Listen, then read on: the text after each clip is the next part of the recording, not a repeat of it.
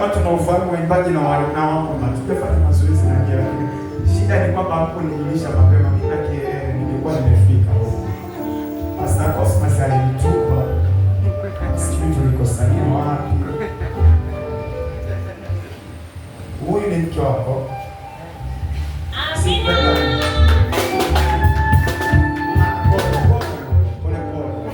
Bwana kubariki, unafanya kazi nzuri.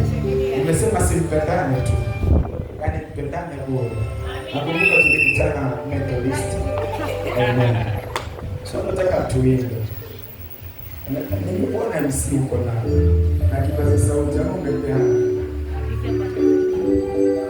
Msalabani dhambi zangu ulichukua.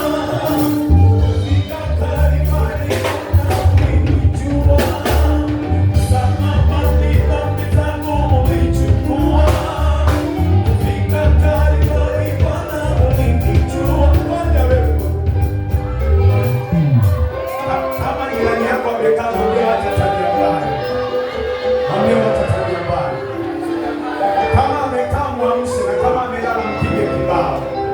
Mwambie kibao